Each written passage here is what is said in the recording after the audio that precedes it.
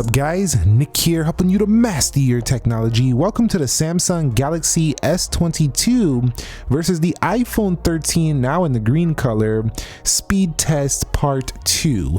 Let's go ahead and begin with a boot up in 3, 2, 1, and let me explain to you why this video is being made once again. Well, when the Galaxy S22 came out about a month ago, this phone did have a little bit of lag. It wasn't so much lag, it was kind of like, you know, pre-release kind of, it just wasn't ready out of the box, so they needed to do a couple updates. They did so on this phone, and apps have been updated as well.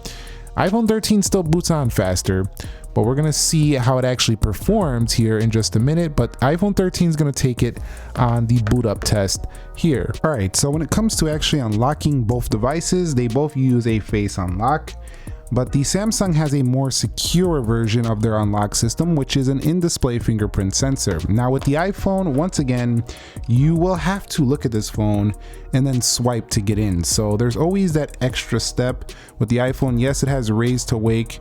If you just bring it up, it'll find you. You don't really have to hit the power button, but at the same time, Face ID is super reliable. It barely ever misses, and now you can unlock it with a mask, so it's not super slow, anything like that. Both of them are very fast to get in, but I would say Samsung's a little bit faster just because you can bypass that swipe mechanism on the lock screen, but that's not as secure, but it's still a little bit fast. So to confirm their software here, we are looking at the, we are on the March update, I believe it is, on this phone, but it also got a couple of Galaxy Store updates. A lot of the apps have been updated, and I can tell you it's running a lot smoother than when I first got this phone. That's why I wanted to redo this test. The iPhone 13 is running iOS 15.4.1 right now, so you're not going to find yourself 15.5. They're still in the beta process for that, so stay tuned for that update coming soon, but it's not ready just yet, so we're going to go with what we have right now. All right, guys, so we've arrived at the app test. Everything closed out for both phones. We'll begin with calendar, and you can see pretty close. Now what I want you to pay attention to here, calculator, about the same. Maybe Samsung, let's go into clock. Samsung with that quick animation. What I want you to pay attention here is the virtually no lag now on the Samsung, or like I say, it wasn't really lag, but it kind of had these little stutters in the beginning. Now it's running very smooth, so pay attention to that. We'll go into Instagram here. You'll notice too, we already know the iPhone 13's been good, but keep in mind that the Samsung does have a 120 Hz adaptive refresh rate. The iPhone 13 Pro has that, but not the 13, which is closer in price to the Samsung Galaxy S22. Let's come up out of there. We'll go into the Twitter. You can get the S22 Plus for around the price of the iPhone 13 Pro, so keep that in mind. You can see both very good there. We'll go into Groupon, and when it comes to the actual scrolling though, it's going to be different again. Android still has the fast scrolling, and iPhone does have a smoother scroll.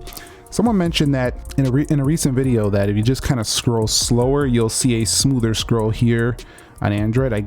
I agree with that, but when you scroll through fast, you'll get a nice fast scroll. Here on the iPhone 13, it kind of just remains that smooth right on through, but keep in mind, again, this is not a 120 Hz panel. Let's go into ESPN here for both devices, and it looks like we're getting more of a dark mode there on the iPhone, but the iPhone looked like it was done first. We'll go into scores here.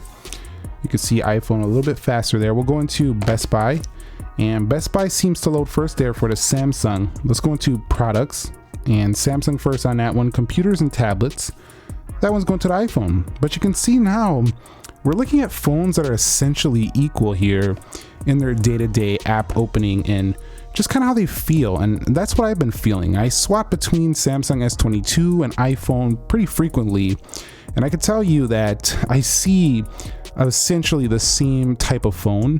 This is like the iPhone of Android, and this is like the S22 for Apple. Like they're basically like the same type of phone. It's just like, do you want Samsung ecosystem or do you want Apple ecosystem? Let's go over here to PUBG, and that's just great for you, the consumer, the person who's going to be upgrading one of these phones soon.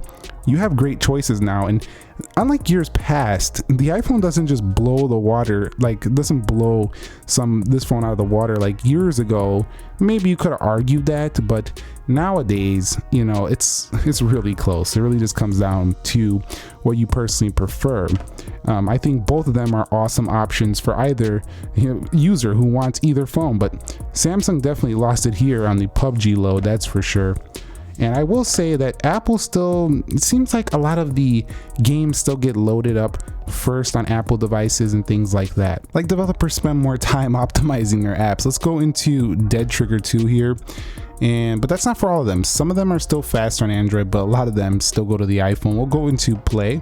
But again, I still enjoy watching media on the vivid, saturated Samsung display. And again, between these two, you're getting a 60 Hz panel, a thicker notch, a more all-screen on the Samsung S22. And in gaming, they're both going to be very fun to use. I will make one note, and that is that I find the iPhone to stay a little bit cooler under that more intense use, so I find the Samsung heating up a little bit more. It's nowhere near uncomfortable, but I just had to mention I noticed that. Let's go into Asphalt 9 here and see how they do perform within this game right here. Asphalt 9 usually wins on Android phones, so I would not be surprised if Samsung takes it, and they do.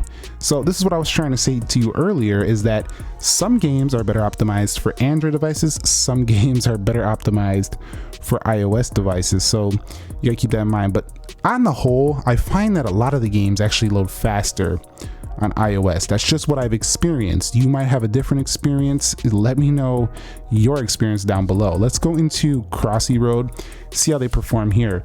But have you noticed so far, like I said, in our first speed test, it wasn't quite, ready. I think the Samsung S22 is, with their latest updates and everything, with all the apps being updated lately, I think it's ready. It's definitely prime time right now. And if you're looking to get an S22, S22 Plus, Ultra, it's better to get it now than it was when they first launched a month ago. Let's go into Geekbench 5. Probably not when it comes to the sales, but in terms of the performance being ready, I'd say so. Let's go into 3D Mark Wildlife right here, and you can see quite close. So it's really tough to see. It's like within microseconds of each other here. So it's very, very tiny difference right now.